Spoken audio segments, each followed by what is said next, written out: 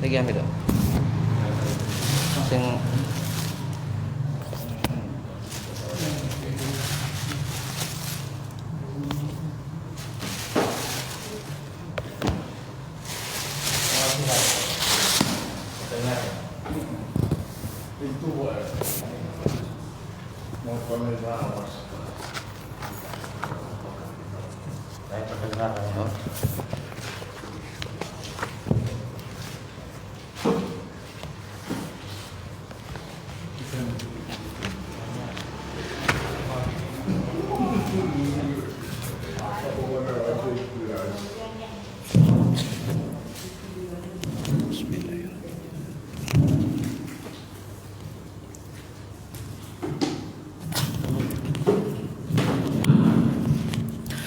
Assalamualaikum warahmatullahi wabarakatuh.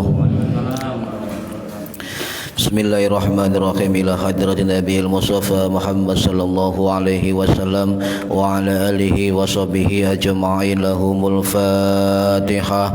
A'udzu billahi minasyaitonir Alhamdulillahi rabbil alamin arrahmanir rahim maliki yaumiddin iyyaka na'budu wa iyyaka nasta'in ihdinas siratal mustaqim siratal ladzina an'amta 'alaihim ghairil maghdubi 'alaihim waladdallin rabbighfirli wa liwalidayya amin hadiyatan minna ila arwahi masyayikhina wa li muallimina wa li murabbi rohina wa li ulama'ina wa li mursyidina wa li muassis nahdlatil ulama ajma'in wa li jami'i awliyatis ati wa li songo ajma'in khususan ila ruhi musannif kitab Bulughul Maram min adillatil ahkam al-imam al-alim al-alamah al-hafid al-muhaddis al-faqih syekhul islam amirul mu'minin fil hadis min zamani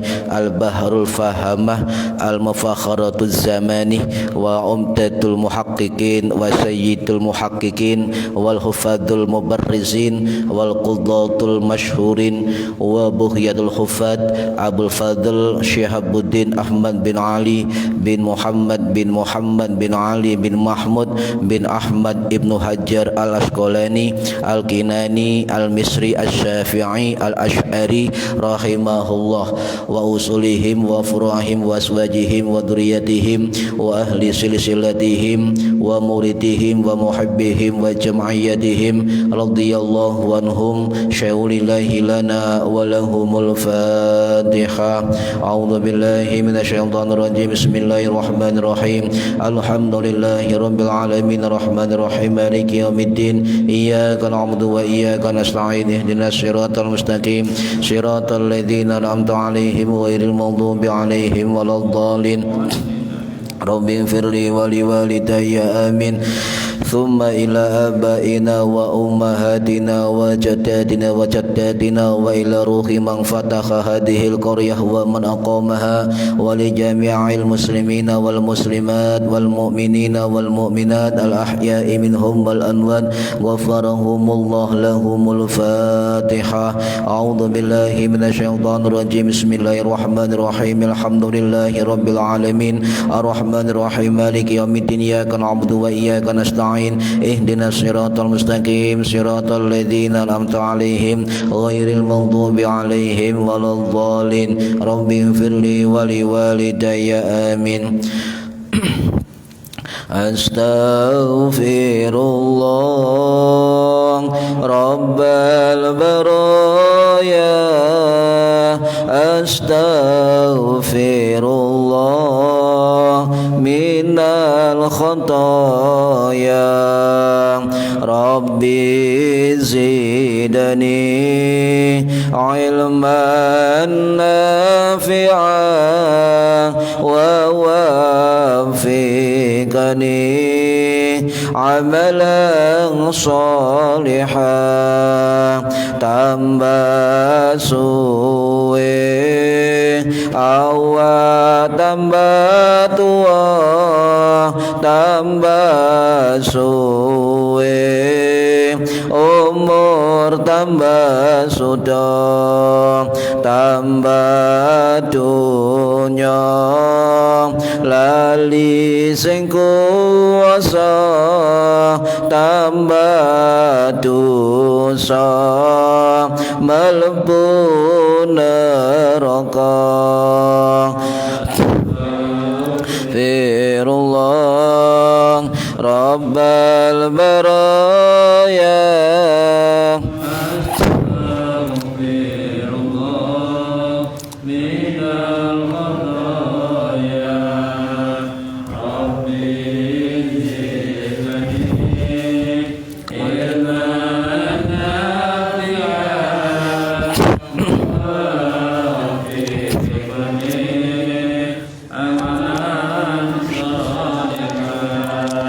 ojo ngaji semaya tua durung karuan umurmu dawa ojo ngaji semaya suke durung suke nyawa wis mulih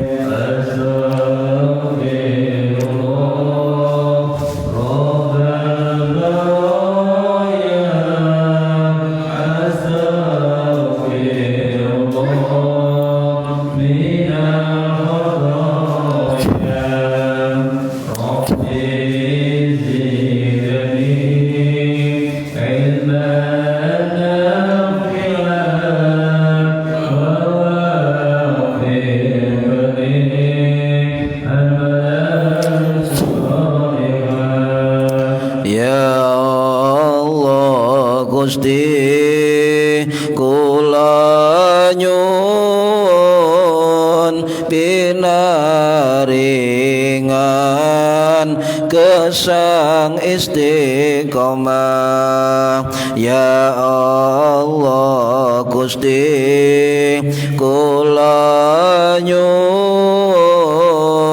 menawi baca husnul khatimah amin ya Allah amin ya Allah amin ya Allah amin ya Allah Al-Fatihah A'udzu billahi minasyaitonir rajim Bismillahirrahmanirrahim Alhamdulillahi rabbil alamin Arrahmanir rahim Maliki yaumiddin Iyyaka na'budu wa iyyaka nasta'in Ihdinas siratal mustaqim Siratal ladzina an'amta 'alaihim ghairil maghdubi 'alaihim waladdallin Rabbi ighfirli wa liwalidayya amin A'udzu billahi minasyaitonir rajim Bismillahirrahmanirrahim Alhamdulillahi rabbil alamin Allahumma salli wa sallim ala sayyidina Muhammadin wa ala alihi wa sahbihi ajma'in wa la hawla wa la quwwata illa billahil aliyyil azim amma ba'du ingkang kula hormati para bapak, para ibu jamaah pengajian rutin hari Rebuh malam Kemis nggih. Alhamdulillah dinten niki dalu niki kita ngaji pertama dengan kitab Bulughul Maram min Adillatil Ahkam. Karanganipun Al-Hafidz Al-Alim Al-Alam Al-Faqih Al-Muhaddis Sayyidul Muhaqqiqin wa Umdatul Arifin Al-Hukama Imam Ibnu Hajar Al-Asqalani Asy-Syafi'i Al-Kinani Al-Misri rahimahullah yang wafat tahun 1449 Masehi. Mudah-mudahan dengan kitab ini, kemarin kitab Safinah itu tipis 3 tahun. Nah ini kitab hampir 300 halaman. Safinah halaman kemarin cuma 29 nggih. 30 halaman 3 tahun. Nah ini 300 halaman embuh pirang tahun kas. Kitab niki kitab yang menjadi acuan dari para mazhab ulama mazhab Syafi'i ya. Beliau adalah salah satu ulama tahqiq, ulama yang memang itu ahli memeriksa tentang hadis-hadis ya, sehingga beliau bergelar Al-Muhaddis Sayyidul Muhaqqiqin. Jadi imamnya para ulama ahli tahqiq memeriksa hadis-hadis. Nah, para hadirin rahimakumullah, kitab beliau terkenal niku adalah kitab Fathul Bari Syarah Sahih Bukhari. Itu yang paling masyhur. Kemudian yang kedua adalah kitab Bulughul Maram dan lain sebagainya. Dan kitab ini asiknya kenapa? Karena hadisnya itu pasti disebutkan takhrij. Ulama hadis siapa yang mengeluarkan, dari siapa, itu kan ada semua nanti. Yang kedua itu hadisnya tematik artinya sesuai dan kajian fikih ya, toharo hadis toharo semua ya, wudu hadis wudu semua. Jadi kita akan paham tentang dalil-dalil amaliyah di dalam ibadah ya. Jadi kitab hadis ya, kitab hadis mari ngaji fikih tapi fikih hadis fikih. Nah, para hadirin rahimakumullah, untuk mukaddimah yang ini nggak usah saya baca karena itu termasuk penjelasan tentang biografi beliau. Nanti setelah ngaji saya ceritakan biografi beliau yang luar biasa ya. Bismillahirrahmanirrahim, halaman songo, langsung songo.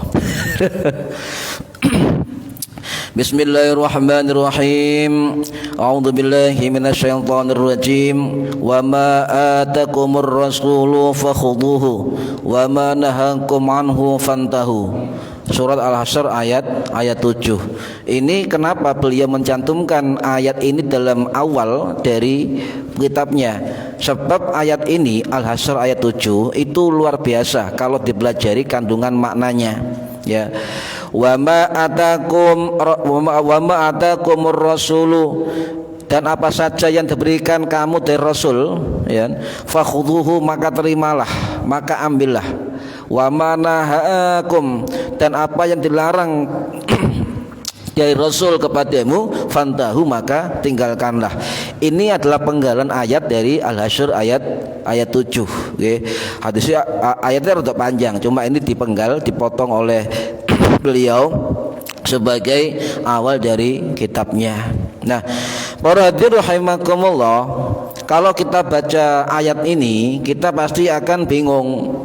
Wa ma atakumur rasul, apa saja yang diberikan Rasul pada kita, apa saja kan kita nggak tahu kan, apa saja yang diberikan Rasul kepada kita nggak tahu. Wa ma nahakum anhu, dan apa saja yang dilarang oleh Rasul itu tinggalkan, apa saja dilarang oleh Kanjeng Nabi. Nah, untuk memahami ini kita tidak bisa kemudian bermoto kembali kepada Al-Quran, tapi kembali Al-Qurannya kembali ke terjemahan yang dipakai, terjemahan tepak. Ini kembali kepada ulama. Jadi kita kembali kepada bagaimana menafsirkan ayat ini dan bagaimana memahami ayat ini, itu kembali kepada ulama ahli tafsir, okay? Ulama ahli tafsir. Nah, salah satu kalau kita juga mencari penjelasan dalam kitab tafsir, juga kita mencari penjelasan dari hadis-hadis Kanjeng Nabi. Tidak bisa kemudian kita kembali Quran hadis ya, memahami ya angel. Contoh jenengan wa aqimus sholata wa atuz zakah, dan dirikanlah sholat, keluarkan zakat misalnya. Dia perintah dirikan sholat yang bagaimana? Kan di Quran tidak ada. Ya, hanya global, secara umum kita diwajibkan untuk mendirikan sholat. Dan juga makna akimi apa? Kok mendirikan, bukan mengerjakan. Seharusnya kan af'alus sholah, mengerjakan sholat. Tapi dalam Quran distilahkan wa aqimus sholah. Ini ada tafsiran yang harus kita pelajari. Nah, para hadirin rahimakumullah, salah satu untuk memahami ayat ini adalah kita mengambil hadis Kanjeng Nabi. Salah satunya adalah riwayat dari Abu Hurairah radhiyallahu an, yang nama aslinya jarang yang tahu. Wah, ya. sahabat Nabi yang namanya masyhur Abu Hurairah, seorang sahabat perawi hadis number one. Yang terbanyak ya perawi hadis dari sahabat adalah Abu Hurairah. Nah ini nama itu adalah panggilan Abu Hurairah ya. Tapi nama aslinya adalah Abdurrahman bin Sakhr al-Asdi ad-Dausi radhiyallahu an. Jadi nama asli beliau Abdurrahman bin Sakhr al-Asdi ya, kemudian ad-Dausi. Ini nama beliau yang wafat tahun 678 Masehi. Ya, ini aslinya kenapa Bulughul Maram? Sebab setiap hadis yang kita baca nanti ada ulama-ulama hadis yang tercantum di situ. Oh ini ulama imam ini, imam ini, imam ini. Sehingga kita selain belajar fikih juga belajar hadis, juga belajar biografi para ulama hadis. Nah, para hadirin rahimakumullah, salah satu hadis riwayat Abu Hurairah itu ada dalam kitab Al-Arba'in Nawawiyah karangannya Imam Nawawi. Hadis yang ke-100 hadis yang ke-9 okay. Hadis yang ke-9 itu ada keterangan hadis sami'tu Rasulullah sallallahu alaihi wasallam, sehingga Abu Hurairah ini mendengar langsung telinganya bahwa Kanjeng Nabi dawuh ngoten.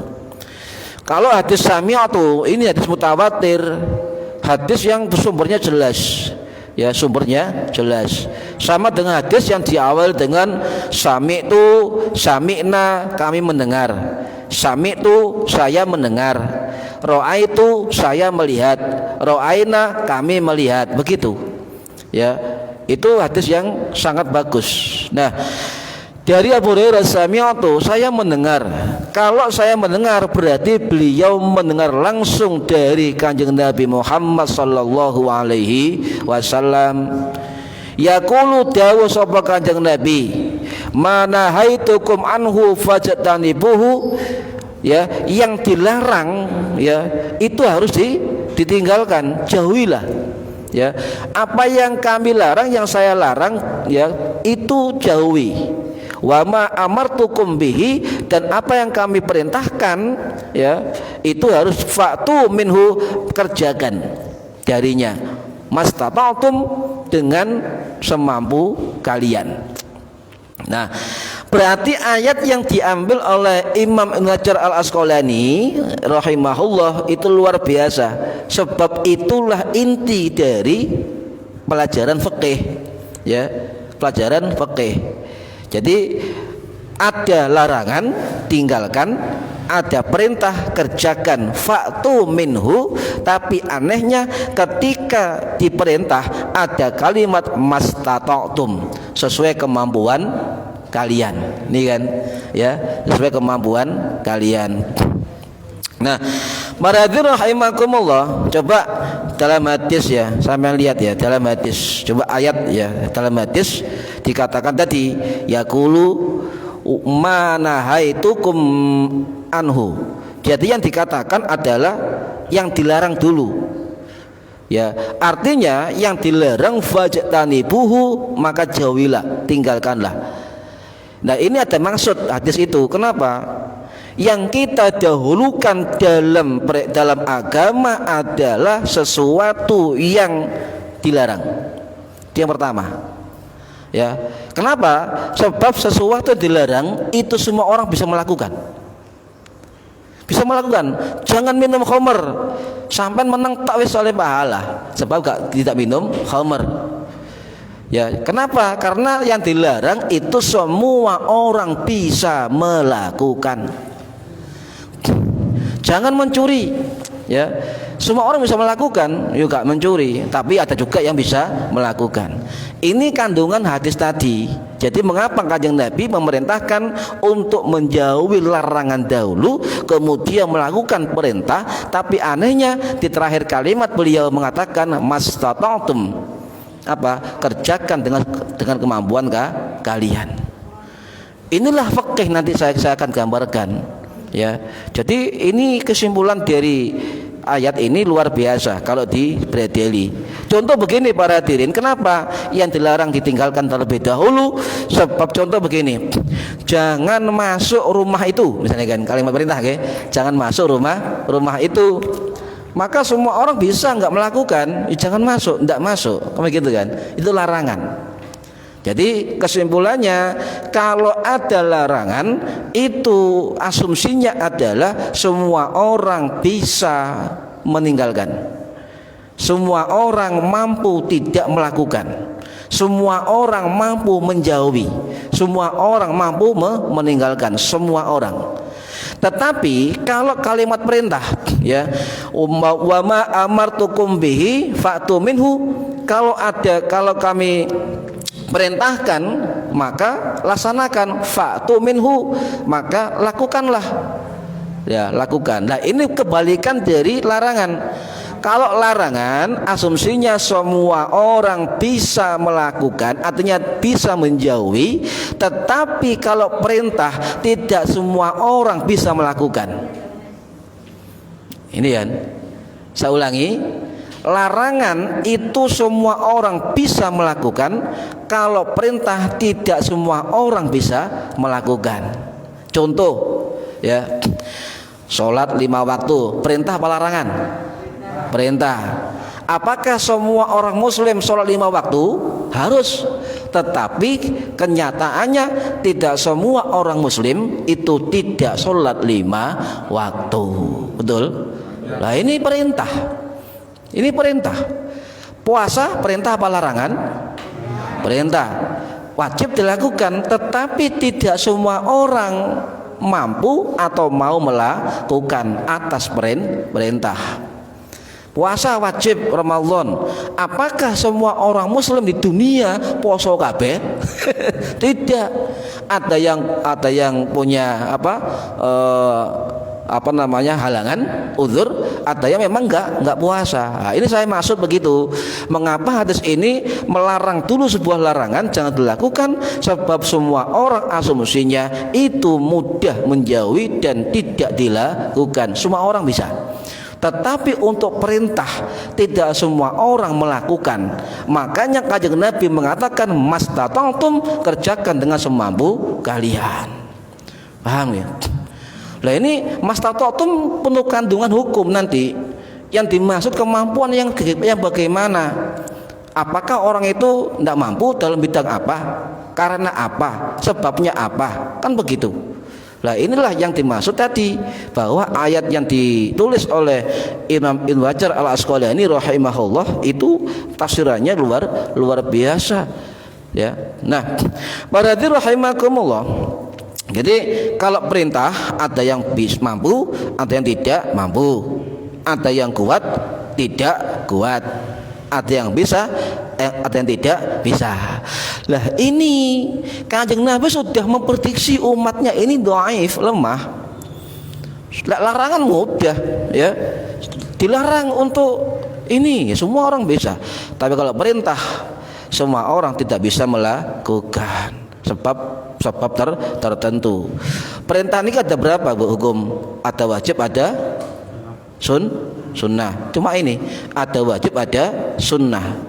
Kalau wajib ya harus, itu taklif, beban kepada masing-masing orang, ya, beban harus dilakukan. Tapi sunnah, lah sunnah ini apakah semua sunnah Kanjeng Nabi itu wajib atau diikuti? Kan begitu. Sehingga ada orang mengatakan sampean kalau gak jenggoten gak sunnah. Atau sampean kalau gak sunnah. Jadi ukurannya hitam putih ketika menafsirkan atau memahami sebuah hadis. Contoh para hadirin, ya. Sunnah tidur saja ada berapa, coba sama hitung. Sunnah tidur. Wudu. Apakah sampean tiap tidur wudu? Ayo, ini perintah ya, tapi sunnah.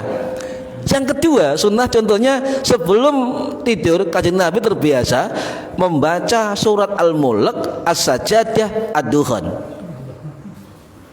Apakah kita melakukannya? Tidak pernah. Ya, yang ketiga, contoh-contoh, Kanjeng Nabi sebelum tidur itu dikebasi kasurnya. Oh, iki akeh dikebasi soalnya kotor pasti. Bukan sunnahnya tapi kotornya sampean ya. Nah, contoh lagi miring ke kanan, ya, miring kanan. Membaca apa? Ayat kursi, kulhu, al-falak, an-nas. Apalagi? Ya, ya sampean gak turu-turu, Bu. Ya, maca sunnah kira gajah turu ya. Nah, ini artinya terlalu banyak sunnah yang beliau berikan kepada kita sehingga Nabi mengatakan ya mastata'tum, sesuai dengan kemampuanmu. Kalau orang belajar usul fikih, belajar fikih tentang pasti faham tentang makna istata'. Ya, manis tato, orang yang mampu. Manis tato ya, orang yang mas tato sesuai dengan kemampuan kamu. Nah ini makanya disinilah kemudian banyak hukum-hukum yang berbeda pendapat tentang orang tidak mampu melakukan perintah. Ya. Larangan jelas, mencuri potong tangan kalau agama kan gitu. Begini, nah kalau perintah itu banyak tafsiran, banyak hal-hal yang harus dipahami. Itu salah satu tafsir tentang ayat tadi ya, tentang ayat 7 surat Al-Hasyr. Nah, mastata'tum inilah yang kemudian membuka ruang perbedaan menyikapi terhadap kondisi bagaimana orang dikatakan tidak mampu di dalam melakukan perintah. Sebab perbedaan pendapat bukan pada larangan sedikit, tapi yang banyak berbeda pendapat adalah dalam ruang perintah. Ya, ini sholat sampean, sholat zuhur, lo besok ngadeg, isok lungguh. Nah ini mas tatontum, kenapa besok lungguh? Karena keringgingan. Nah, keringgingan ini pun bahasanya Arabnya apa? Keringgingan. Itu hanya istilah saja pada pendapat ulama. Keringgingan adalah begitu kan. Terus cara duduknya bagaimana? Apakah duduk di lantai, duduk di kursi roda, duduk di mana? Duduk di kursi biasa atau bersandar dan sebagainya. Itulah mastata'tum, ya. Banyak hal yang harus dilakukan ketika orang dikatakan mampu dan dikatakan tidak mampu. Nah, inilah kemudian ayat tadi terkait dengan hukum-hukum fikih, hukum-hukum ibadah, masalah-masalah ibadah, masalah atau keberatan atau kesulitan dalam perintah-perintah agama. Begitu banyak sehingga para ulama mengatakan kalau ada perbedaan pendapat dalam soal furu'iyah, soal cabang-cabang itu tidak boleh ada mengklaim paling benar. Contoh misalnya ruang fikih sholat, zakat, puasa, ibu-ibu haid, nifas dan sebagainya. Itu semua kalau pasti ada kondisi yang tidak mampu, itu dibahas di dalam fikih. Sehingga ruang mampu tidak mampu inilah yang kemudian di dalam fikih itu banyak dibuka kemudahan-kemudahan. Ada namanya qasar, ada namanya jamak, ada namanya takhfif, kemudahan, ada namanya rukhsah, ya, kemudahan dan pengurangan, ya banyak. Sehingga inilah yang kemudian ya orang tidak mampu. Kenapa? Oh, sebab ada ilat, ada alasan, ada sebab, ada faktor yang mendasari dia tidak mampu melakukan sebuah perintah. Tidak boleh jenengan memaksakan diri, tidak bisa. Lo ngeten lo jenengan misalnya nggih, Pak Satiman, Pak jenengan kok sholat lungguh, Pak? Nggih, kula keringan. Sampeyan harus percaya. Sebab yang mengatakan adalah si empunya yang melakukan, walaupun itu betul atau tidak betul. Lah, fikih enggak ngurusin niatnya. Ngurusin tentang sah atau tidaknya sebuah ibadah, ya. Nah, karena sakit, karena safar perjalanan, karena apa lagi? Dipaksa, karena masyakoh kesulitan, ya, dan sebagainya. Sehingga intinya perintah yang tidak bisa dilakukan dengan normal, maka akan berubah hukum ketika orang itu tidak mampu melakukan secara normal. Inilah fikih. Sehingga fikih dinamis. Sehingga sekarang ini masih ada yang sewu ustadz-ustadz kelompok-kelompok yang tidak memaham, tidak mau belajar fikih, tidak mau bermadzhab. Nah ini aneh, ya, tidak mau bermadzhab, ya. Pertanyaannya seberapa pinternya mereka, tapi mereka tidak membuat kitab. Imam kita Syafi'i, Maliki, Hanafi membuat kitab, ya. Muridnya membuat kitab sebagai acuan dalam memahami fikih atau ibadah. Paham ya? Loh, ini tidak hanya ayat tadi, Allah juga dawuh yuridullahu bikumul yusra wala yuridu bikumul usra. Gusti Allah tidak menghendaki kamu kesulitan, tapi Allah menghendaki kamu kemudahan. Allah mendaki kamu sebuah kemudahan, tidak mendaki sebuah kesulitan. Jadi mudah itu dibuka bagi orang-orang yang tidak mampu di dalam melaksanakan perintah. Ya. Yuridullahu ayyukhaffifa ankum wa khuliqal insanu dha'ifan. Dan Allah menghendaki sebuah keringanan. Ya, keringanan bagimu, atasmu. Sebab apa? Wa khuliqal insanu dha'ifan, karena manusia diciptakan dalam keadaan lemah. Tidak ada orang kemudian sampai istiqomah kenceng, suatu saat dia sakit.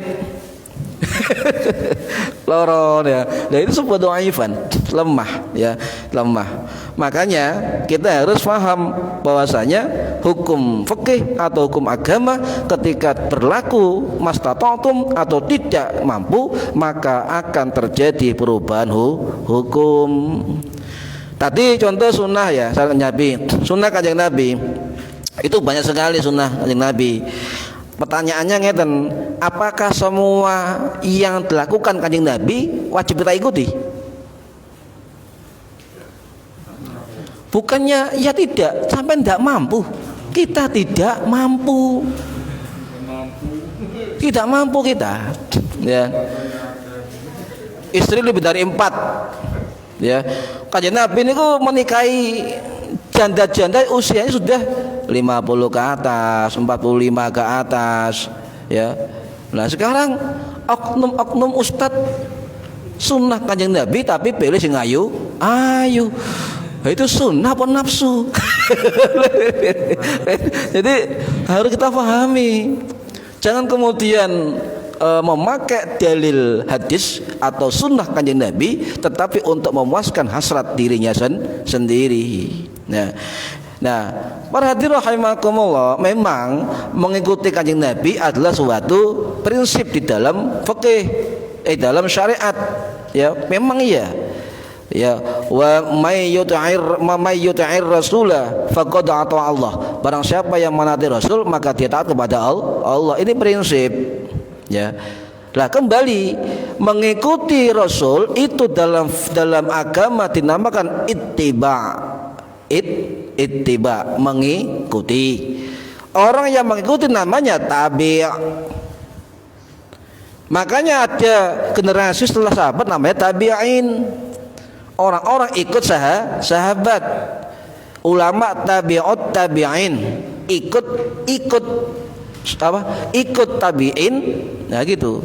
Jadi ittiba itu dari kata ittaba'ah yattabi'u, artinya bisa menyusul, bisa mencari, bisa mengikuti dari belakang, bisa meneladani, bisa artinya meniru. Itu ittiba, ya. Ittiba. Jadi kita tabi', ya, pengikut, ya. Ini dalam kitab Al-Mu'jamul Wasit Ibrahim Mustafa itu begitu artinya. Jadi ittiba itu definisikan dulu. Kalau santri begitu, tidak kemudian gini, kita harus ilmiah. Apa itu ittiba? Dari kata apa ittiba, ya kan? Kemudian definisinya bagaimana dan sebagainya. Contoh misalnya ittiba'ul Quran, mengikuti Al-Quran dan mengamalkan. Ittiba'ur Rasul, mengikuti Rasul dan mengamalkan sunnah Rasul. Itu ittiba. Makanya makmum sholat itu punya prinsip muttabaah, mengikuti imam. Oh, itu kan dari kata ittiba, tabi, mengikuti. Ini para hadir rahimakumullah, sehingga ya saya juga belajar niki sing kula sinau niku syarah Ibanatul Ahkam, syarah Bulughul Maram, ya karangannya Sayyid Alwi bin Abbas Al-Maliki, ya. Para hadir rahimakumullah. Nah, kalau kita bicara ittiba Rasul, mengikuti Rasul, itu ada 3 kelompok. Kita harus pahami. Yang pertama apa? Ada kelompok yang mengikuti atau ittiba Rasul itu tekstual. Tahu tekstual? Apa dari teks hadis? Ya, hadis yang ini. Hadis begini, ya begini. Itu tekstual. Ya, tekstual. Jadi apapun yang pernah dilakukan Kanjeng Nabi itu wajib diikuti. Sedangkan yang tidak pernah dilakukan Kanjeng Nabi bid'ah dhalalah finnar. Ngoten niku kelompok yang pertama. Ya pokoknya sih kalau dilakukan Kanjeng Nabi bid'ah. Ngambung mushaf bid'ah. Sebab Nabi tidak pernah mencium mushaf. Ya jen zaman Nabi kalau mushaf piye. Sing orang-orang awam ini Masya Allah mantuk-mantuk. Bener. Ya enggak bener. Mushaf adanya zaman Utsman bin Affan. Zaman Umar sudah ada mushaf, tapi resminya adalah pada zaman Utsman bin Affan radhiyallahu an. Ini kelompok yang pertama. Bahkan saking tekstualnya, cara berpakaian juga harus seperti teks hadis. Ya, cara berjalan, cara berdiri, cara apapun harus sesuai teks hadis. Ya. Jadi begitu. Berjenggot dan sebagainya itu sunnah, tapi ini ikhtilaf pendapat ulama tentang jenggot. Nanti saya jelaskan. Nah, berarti rahimakumullah, saking kakunya kadang-kadang kelompok ini ekstrim ya, ekstrim, terlalu keras, dan akhirnya dia terlalu dalam kelompok tekstualis, kemudian menganggap paling benar dan paling sunnah. Pokoknya sih enggak melak kelompokku salah kabeh. Makanya Kiai Said Agil pernah mengatakan lekain engko salah kabeh. Ini masnya ini. Kalau dia belajar Bulughul Maram, ya. Salah kabeh. Artinya kalau dipegang orang-orang yang tekstualis salah kabeh begitu. Ya. Nanti Pak Jali, Pak Alatiwiri pujian kayak pernah dilakukan Kanjeng Nabi, bid'ah dhalalah. Rame. Susah dia. Itu yang dimaksud. Nah, kemudian yang kedua, kelompok sembrono. Jangan sembrono. Kenapa sembrono? Pokoknya hadis digawe gawe kepentingan awake dhewe. Hadis diambil untuk dalil menguatkan kepentingannya. Itu kelompok sembrono. Ayat Quran dipakai dalil untuk menguatkan kepentingannya. Jihad sing joko ayat perang kabeh, seolah-olah Quran isinya ngajak perang. Padahal ayat perang ini sedikit, yang banyak ayat damai. Coba jenengan maca ayat Al-Qur'an niku sing kata ayat damai. Ayat Quran ya mosok rukun kok ngene kon perang. Sing perang iki sinten ya. Ya, niki perhatian rahimakumullah. Yang kedua, yang ketiga kelompok moderat, termasuk kelompok kita dari kalangan Nahdlatul Ulama. Kenapa? Karena ikut ittiba Kanjeng Nabi, ya. Itu teks memahami teks hadis, tapi juga dikaitkan dengan konteksnya, dengan situasinya, dengan di lapangannya, ya. Jadi teks juga berdasar ayat dan hadis Kanjeng Nabi, tetapi tidak hanya mengambil dari keterangan hadis Kanjeng Nabi, memahami hadis juga mengambil dari keterangan para sahabat, para ulama tabi'in, ulama tabi'ut tabi'in, sampai ulama yang masyhur. Inilah dari kelompok yang ketiga. Sehingga kelompok ketiga termasuk kita itu enggak mengatakan jenggot itu sunnah. tapi adalah al-adah atau tradisi orang Arab. Loh, nanti saya jelaskan kenapa begitu. Memang ada hadisnya, tetapi hadis tentang itu latar belakangnya enggak sesuai dengan kalau dipraktekkan pada era sekarang. Nah, para hadirin rahimakumullah, ya. Lah, dari situlah kemudian kelompok yang ketiga ini membagi kebiasaan Kanjeng Nabi dengan 3. Ya, biar paham kita. Yang pertama, ya, bahwa Nabi itu kebiasaannya kadang al-af'alul jibiliyah atau tergolong al-adatul insaniyah, termasuk adat manusia. Kanjeng Nabi juga termasuk tabiat kemanusiaan, ya, al-af'alul jibiliyah atau al-adatul insaniyah. Contoh cara makan, ya. Kita tidak pernah tahu bagaimana ketika Nabi makan. Kita tahu hanya di hadis, ya. Tahunya adalah di riwayat hadis, tahunya di penjelasan ulama dalam kitab-kitab mereka. Cara duduk, cara makan, cara minum, semua ditiru. Tetapi meniru dalam bidang kemanusiaan, ya. Kalau doa makan memang sunnah, tapi mosok harus persis. Contoh misalnya Pak Mujali duduknya ditiru, ya, ditiru persis. Cara berdiri ditiru persis. Cara ngomong ditiru persis. Ya enggak bisa, karena itu tabiat kemanusiaan.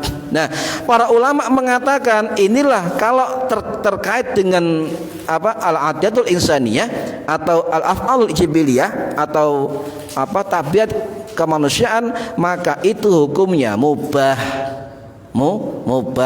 boleh, kecuali ada perintah dalil yang memerintahkan, ya kan? Makanya para ulama berpendapat minum itu lebih baik duduk berdiri. Kalau kita pahami lebih baik duduk, tapi ada hadis yang mengatakan Nabi juga pernah berdiri dan sahih. Ini bingung jenengan kan?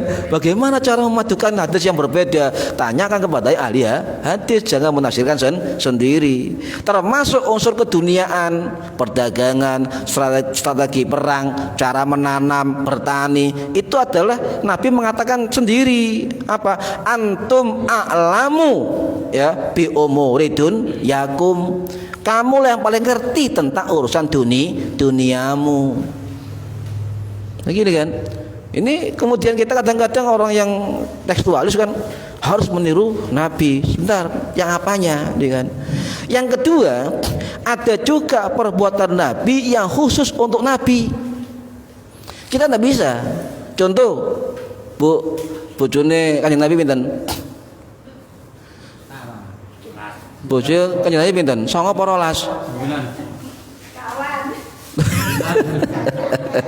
Istri Kanjeng Nabi pinten? 9 atau 12? 9. Loh, ada riwayat mengatakan istri Nabi 12. Cuma kita masyhur menerima informasi 9. Ada riwayat dari ulama-ulama hadis bahwa Kanjeng Nabi istrinya 12. Ya, dong, 9 itu tidak masuk Maria Kiptiyah loh. Yang punya putra Ibrahim meninggal. Hadiah dari Raja Najasyi Ethiopia. Ya, kok enggak masuk? Wallahu a'lam. Gitu aja enak wis. Allah yang ngerti. Lah, ini adalah perbuatan yang khusus untuk Nabi. Kita tidak bisa kemudian meniru. Sunnah Rasul, saya tak kawin 9. Mampu sampean ya? Tapi lek niru Nabi jangan 9-nya. Cari rondo-rondo yang usia 45. Ummu Habibah 62. Ya 62, 47, 55, ya. Yang perawan cuma 1 tok, Siti Aisyah saja. Liane tuwek-tuwek sing dikawin Kanjeng Nabi. Jadi kalau mengambil sunnah Kanjeng Nabi jangan songonya, tapi cara Nabi untuk mencari istrinya juga harus diikuti, jangan dipilih-pilih, ya. Ya enak sampean sunnah Nabi, ya, kawin 4. Wah, kok 4 sunai? Bukan itu, tapi bagaimana cara kita untuk adil. Nah, itu yang berat. Nah, Yang ketiga, contoh ya, sholat tahajud, sholat witir, ya itu wajib untuk Kanjeng Nabi, tidak diwajibkan. Tapi kalau jenengan pribadi mewajibkan, saya pribadi ya harus tahajud tiap malam, boleh. Ada suatu amalan yang kita wajibkan untuk diri kita sendiri sebagai istiqomah, boleh. Tetapi hal itu tidak boleh dipaksakan kepada orang lain dan juga tidak boleh jadi ukuran kepada orang lain. Tidak boleh. Oh sampai niku gak tahu tahajud, aku mendino tahajud. Lah ini nggak boleh. Saya jawab, aku gak tahajud jengking. Lihat dulu. Nah ini para hadirin rahimakumullah. Ya artinya apa? Yang ketiga adalah kategori apa? Rasul mengajarkan sesuatu. Contoh wa aqimus shalah wa atuz zakah. Allah memerintahkan mendirikan salat, maka Nabi melakukan. Nah, itu sebagai perintah apa? Mengikuti cara-cara dari Al-Qur'an yang dia praktekkan, yang diajarkan oleh Kanjeng Nabi. Sehingga ini tidak semua kemudian mengatakan seluruh perbuatan Nabi kita ikuti. Tidak mampu kita, nggak mampu. Ya. Preketek loh ya men. Kok tidur tadi coba apa nggih? Turu tok niku sunah pinten niku wau. Yakin sampean enggak turu mek subuh? Iku sajadah al-mulak nomale al-adukhan. Dereng iki macam-macam karuan, dereng salat duha, ba'da wudu, bareng salat 2 rakaat. Masya Allah. Sunah Nabi gak turune. Nabi turun mek rong jam bengi ya tiruwen. Ya Allah, ini harus detail ya. Perintah Nabi-nya bagaimana? Jangan kemudian wah Nabi bangun malam ya, membagi 3 malam untuk ibadah, untuk ini. Nggak mampu kita. Makanya Nabi sadar le umat dhaifan, lemah, ada kata mastata'tum, kerjakan dengan kemampuan kalian. Sudah beres. Penting loh. Muradi rahimakumullah. Kemudian ini Bismillahirrahmanirrahim. Alhamdu utawi sekabehane puji iku lillahi kagungane Gusti Allah, ala ni'amihi ing atase pira-pira nikmate Gusti Allah, adz-dzahirati nikmat kang zahir, wal batinati lan nikmat kang bangsa batin, qadiman hali dingin wa hadisan lan hali anyar, wassalatu lan rahmate Gusti Allah. Lan iki alhamdulillah ala ni'amihi. Kenapa dikatakan ni'amihi? Sebab itu jamak nggih. Ni'ami itu jamak ya. Ni'amihi itu jamak. Ada juga an'um ya. Jadi ada kalimat di dalam Quran itu jamak nikmah, tidak hanya apa ni'am tapi juga an'um, syakiron li an'umi. Itu ayat Quran ya. Jadi kata guru saya dulu, kalau ni'am itu kalau an'um syakiron li an'umi, an'um itu jamak. Kalau ni'am super jamak, itu bahasa ini. Super jamak ya. Nikmat yang sewu ni'ami dzahirah. Nikmat dzahir apa sih nikmat dzahir niku? Ya. Wa ni'ami ya ni'amihi dzahirah. An-ni'amu dzahirah. Nikmat dzahir napa? Nikmat nyata. Nikmat yang bisa dipandang dengan mata, nikmat yang bisa didengar dengan telinga, yang bisa dicium oleh hidung, bisa diraba oleh tangan, bisa dirasakan oleh lidah. Lah ini nikmat zahir. Makan sampean nikmat zahir, minum kita nikmat zahir ya. Kemudian bentuk dari tubuh kita yang sehat itu nikmat zahir. Itu nikmat zahir. Ya, lah kemudian wa ni'amul batinah, nikmat yang batin itu tidak bisa dilihat, tidak bisa diraba, tidak bisa dicium, tidak bisa didengar, tetapi efek dari nikmat batin itu bisa dirasakan. Paham ya? Termasuk hati kita sedaya niki. Ya, atine kuat gak niki, ini nikmat batin. Pengen kuat ya zikir. Ya, kepin kuat zikir. Kalau nate dijajahi guru kula, sapa sing dadi kerjaane satpam atau polisi atau penjaga niku disuruh baca ya qawiyyu ya matin, ya qawiyyu ya matin ping 1000. Ya, lah ping 1000. Saged cecil sembayang niku 200. Ya qawiyyu ya matin, ya qawiyyu ya matin. Iki jasa. Nah, para hadirin rahimakumullah, sampai seketik. Jadi nikmat itu naima ya naimu ni'matan. Ya. Apa sih nikmat niku? Nggih. Iki diurung kok bahas nikmat zahirah, nikmat batinah. Niku jeru mangke. Nikmat niku apa, Bu? Bu. Nikmat niku napa? Kesenangan. Wonten malih?